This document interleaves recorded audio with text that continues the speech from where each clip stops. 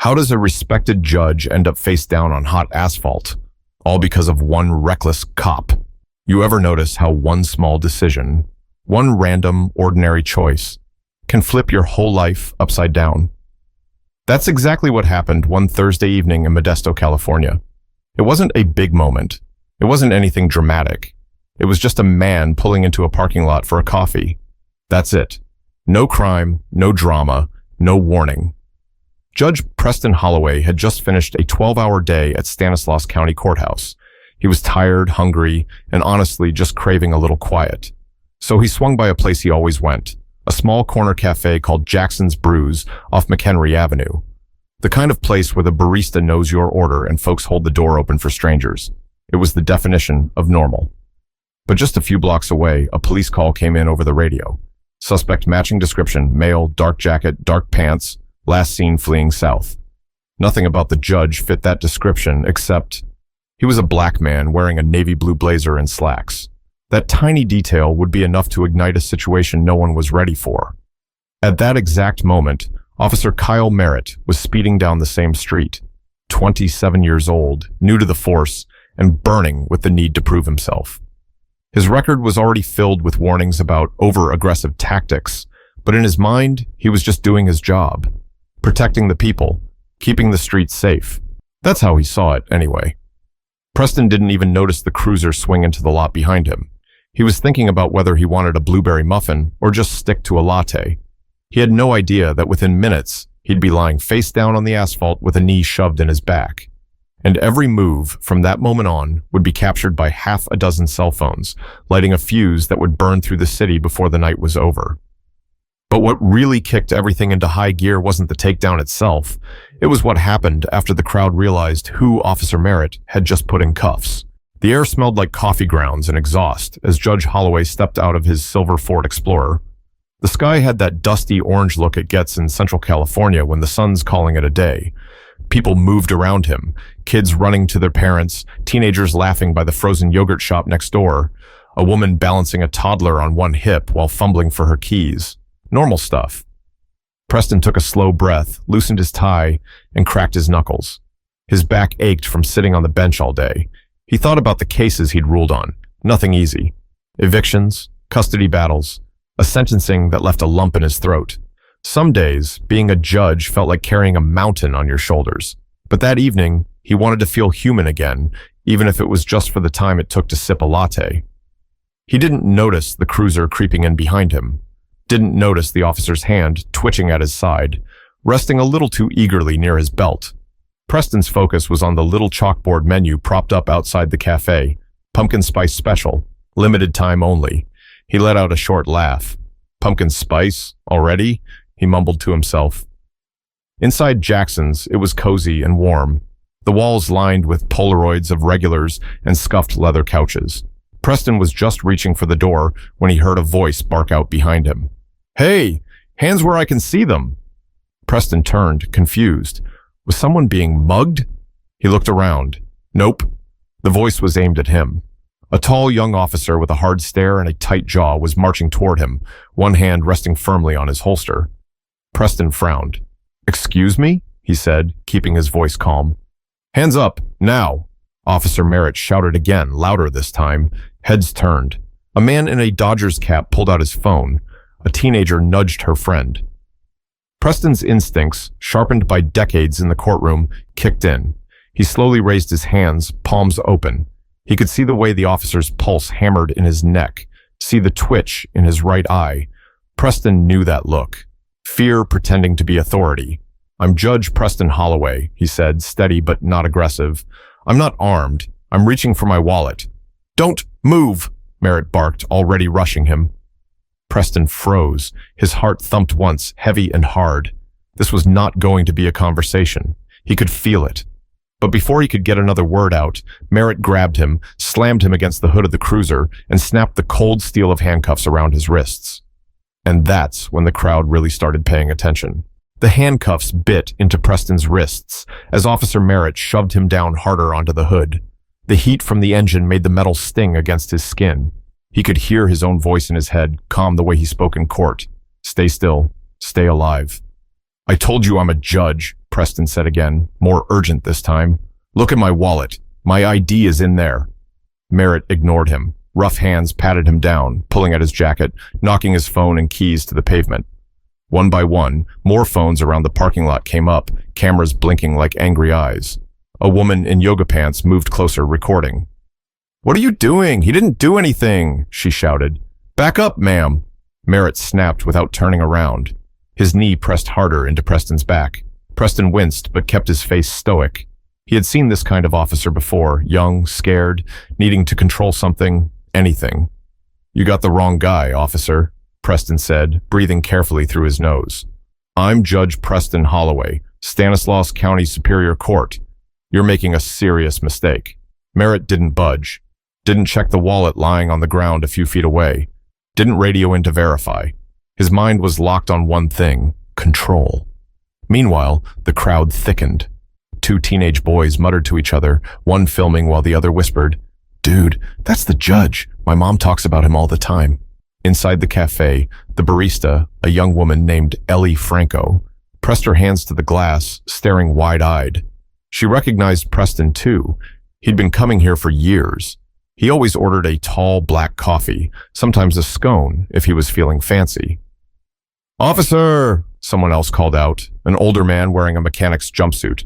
"That's Preston Holloway. You got the wrong guy, man." Merritt's face twisted. "You people need to back away. This man fits the description of a robbery suspect. We're handling it." Preston turned his head slightly, struggling to make eye contact with the officer. "You're handling it wrong," he said quietly. It wasn't the words that shook Merritt. It was the tone, calm, certain, unafraid. It made him feel small. Suddenly, another cruiser screeched into the lot. Officer Dana Winslow, a sergeant known for her even head, jumped out, hand raised to calm the growing tension. "Kyle, what's going on?" she barked, hurrying over. "Suspect matching the description," Merritt shot back. "Male, dark jacket, dark pants, black male, mid-50s. Winslow's eyes flicked from Preston's face to the wallet on the ground. She frowned, picked it up, flipped it open, and immediately froze. "God almighty," she muttered. She spun to Merritt. "Get those cuffs off him, now." Merritt hesitated.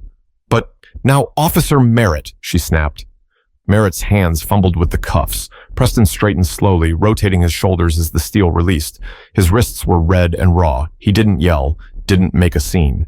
He just looked at Merritt with something colder than anger. Disappointment. Winslow pulled Preston aside, speaking low. "Judge Holloway, I am so sorry. I don't even have words."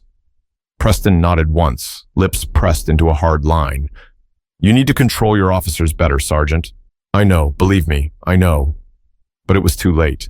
The videos were already flying across town, across social media, across the state. The story was already bigger than all of them. Merritt stood stiffly by the cruiser, face flushed, jaw set, staring at the ground like a child about to be grounded. Around him, people murmured, recorded, shook their heads. The shame hung heavier than the evening air. And Preston? He didn't storm off. He didn't lash out. He just picked up his wallet and keys from the pavement, brushed off his slacks, and walked into Jackson's Brews. He still needed that coffee. Inside, the world smelled of cinnamon and fresh beans. Ellie handed him a tall black coffee, her hand shaking slightly. "It's on the house, Judge," she whispered. Preston gave her a small, tired smile. "Thank you, Ellie." But as he took that first sip, Preston knew deep down this wasn't the end of it. It was only the beginning. Outside Jackson's Brews, the parking lot didn't calm down. If anything, it got louder. Word spread fast, faster than Officer Winslow could contain it. People were pulling up in cars, parking crookedly just to jump out and ask what happened. News vans weren't far behind. Preston watched from the cafe window, sipping his coffee, feeling the weight of the situation. It wasn't just about him. It was about everything he represented. Fairness, law, dignity, being smashed into the concrete by a kid with a badge and something to prove. Officer Merritt stood off to the side, arms crossed, body rigid. He knew he messed up. He just didn't know how bad it was going to get yet. Inside her cruiser, Sergeant Winslow was frantically on the radio with dispatch and her captain. She wasn't sugarcoating it either. She used the words exactly as they were. Wrongful detainment, excessive force, public misconduct, high-profile victim. Every word pounded like a drum. Back inside the cafe, Preston pulled out his phone. Not to call anyone, not yet.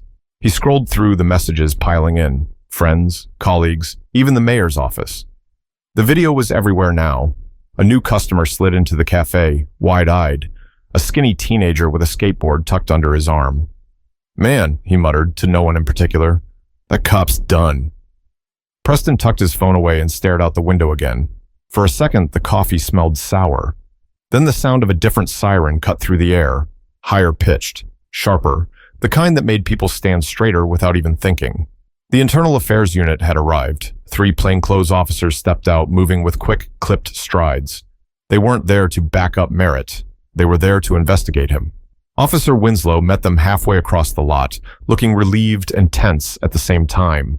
They talked in low voices, their glances cutting over to Merritt, who still stood like a frozen statue.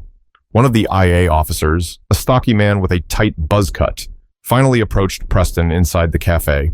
"Judge Holloway," he said respectfully, flashing a badge. "I'm Lieutenant Shaw, Internal Affairs. I know this isn't easy. Would you be willing to give a statement?" Preston sipped his coffee, weighing it. Part of him wanted to walk out, let the system eat its own mistakes. But he knew better. Change only happened when you stood your ground. "I'll give you a statement," Preston said, voice steady. "But I'm also filing a formal complaint. And if you think for 1 second I'm letting this get swept under the rug, think again." Shaw nodded. "Understood, sir." Across the room, Ellie wiped down a counter that was already clean, stealing glances at Preston. She wasn't the only one. The cafe was packed, but nobody was laughing. Nobody was scrolling through Instagram or talking about weekend plans. They were watching history happen. Meanwhile, outside, Merritt was finally ordered to hand over his badge and gun right there in front of everyone. His face crumbled for a split second before he locked it back down, shoving the weapon into the evidence bag an IA officer held out. "You're placing me on leave?" Merritt asked, voice cracking just slightly. "Effective immediately," Lieutenant Shaw said bluntly, "pending full investigation." The crowd murmured. Some clapped quietly. Others just shook their heads, tired. It wasn't joy they felt. It wasn't victory. It was exhaustion. How many more times did they have to see someone with power get away with hurting the wrong person before something actually changed? Preston stepped outside, coffee still in hand. The cameras swung toward him instantly, but he didn't say anything, not yet. He stood there in the late afternoon heat, watching Officer Merritt sit in the back of the IA cruiser, no cuffs on him. Funny how that worked. Sergeant Winslow approached cautiously. "Judge Holloway, again, I can't apologize enough." He cut her off with a small wave of his hand. "You can apologize later, Sergeant. Right now, you need to manage your people." She nodded, shame written all over her face. Preston looked at the gathered crowd, people who didn't know him, but who saw themselves in what happened. He wanted to say something, needed to. He stepped forward, cleared his throat. "I know what you're all thinking," he said, voice low but carrying across the lot. "You're wondering how many times this story has to repeat before it stops being a story. You're wondering why someone who's supposed to uphold the law got treated like a criminal without question. And I don't have easy answers for you. But I can tell you this. Tonight's not the end. Not by a long shot." He didn't need to say more. He didn't need to preach. The truth was already written on every tired face around him. But what Preston didn't know yet was that this moment would spark something much bigger than he ever imagined. A storm that would reach every corner of the city and change a lot more than just one officer's career. By the next morning, Modesto wasn't just a city. It was a headline. Every local station led with it. Every national outlet picked it up before lunch. The footage of Judge Preston Holloway, calm, polite, forced face down on a hood, ran on a loop over and over again. At City Hall, officials scrambled to put out fires they didn't even understand yet. Statements were drafted, press conferences scheduled, meetings called. It wasn't just about an officer messing up anymore. It was about the system, about who it protected, about who it punished without hesitation. In the middle of it all, Preston kept his head down. He didn't want to be a symbol. He didn't want interviews, magazine covers, podcasts. He just wanted answers. A formal investigation into Officer Kyle Merritt's behavior launched that Friday. Preston's complaint was at the top of the pile, backed up by dozens of eyewitness videos. But it wasn't just Merritt under the microscope. The department's entire training procedures, use of force policies, and internal complaint handling were now being audited by the California Department of Justice. Meanwhile, Officer Merritt sat at home, suspended without pay, glued to his television as commentators debated his character on split screens. At a public town hall meeting held 3 days later at Modesto Community Center, hundreds of people showed up. Some came out of anger, others out of hope, a few out of pure exhaustion. Preston was asked to speak, but he declined. He sat quietly in the third row, cap pulled low over his eyes, listening. One speaker after another went up to the microphone. Teachers, students, retired postal workers, nurses, young men who talked about being stopped walking home from work, mothers who spoke about raising sons and daughters with the talk. Not about birds and bees, but about how to survive a traffic stop. Finally, an older woman named Mrs. Charlene Howard shuffled up to the podium. Hair white, voice rough but strong. She didn't need notes. "I'm 74 years old," she said. "I marched in Selma. I sat at lunch counters where they poured coffee over my head. I fought so my grandchildren wouldn't have to be afraid of men with badges. And yet, here we are." The room was silent. You could hear the hum of the old ceiling fans overhead. "I'm tired," Mrs. Howard said, "but I'm still standing. And if Judge Holloway can stand after what they did to him, so can we." Preston swallowed hard, feeling his throat tighten. He hadn't cried during the incident. Not when they cuffed him. Not when the videos blew up. But sitting there, listening to that frail old woman, he felt something hot sting behind his eyes. The town hall ended with a simple vote. A citizens' advisory board would be created to oversee police conduct. It wasn't a solution. It wasn't justice. But it was a start. Back at the courthouse the next week, Preston walked through security the same as always, nodding to the guards. But things felt different. People made more eye contact. Officers stood a little straighter. The whispers were still there, but they were different now. Not gossip, but something like respect. Or maybe fear. Officer Merritt's hearing was scheduled a month out. He faced serious discipline, likely termination, maybe even criminal charges depending on what the investigation dug up. But Preston wasn't counting on that to fix the bigger problem. He scheduled meetings with the police chief, with the mayor, with the DA's office. Not to scream or grandstand, but to push for real changes. Better training, better accountability, better leadership. He didn't want revenge. He wanted it so the next time someone like him stopped for a cup of coffee, they could drink it in peace. But Preston also knew, better than anyone, that real change doesn't come from one big moment. It comes from thousands of small ones, fought for every single day. Weeks turned into months, but the impact didn't fade. The footage of Judge Holloway's wrongful detention didn't just get views. It forced real movement. Policies changed. Officers went through retraining programs focused not just on technical procedure, but on respect, restraint, and responsibility. Officer Kyle Merritt was officially fired after the investigation concluded. No criminal charges were filed, but he wasn't reinstated either.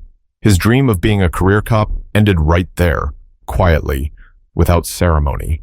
Merritt packed his things into cardboard boxes and left town not long after. No parade of supporters, no second chance in the next precinct over. Meanwhile, Preston Holloway kept working. Same robe, same bench, same expectations of fairness for everyone who walked into his courtroom. If anything, he carried himself with even more quiet strength, more patience, more fire when it mattered. But he never acted like a victim. At a youth forum held at Modesto High School that spring, Preston stood in front of a room packed with teenagers. Some who saw him as a hero, others just curious about the man behind the headlines. A boy in the front row raised his hand, skinny, nervous, couldn't have been more than 15. "Sir, when that cop put his knee on you, how come you didn't fight back?" The room went still, waiting for the answer. Preston paused, letting the question hang in the air. "Because fighting back in that moment wouldn't have changed his mind," Preston said, voice even. "It would have only made things worse for me, for everyone watching. Sometimes strength isn't about swinging your fists. It's about standing so still, so calm, that the truth screams louder than violence ever could." He let that sink in. That's how you win battles like this, he continued. You make it impossible for them to call you the enemy when you're just standing there trying to live. The teenagers nodded, some staring at the floor, some looking right at him, wide-eyed. Later, as Preston packed up his notes, a girl approached him. Small, serious, hair pulled into a tight ponytail. Judge Holloway, she said, clutching a notebook. I'm going to be a lawyer one day.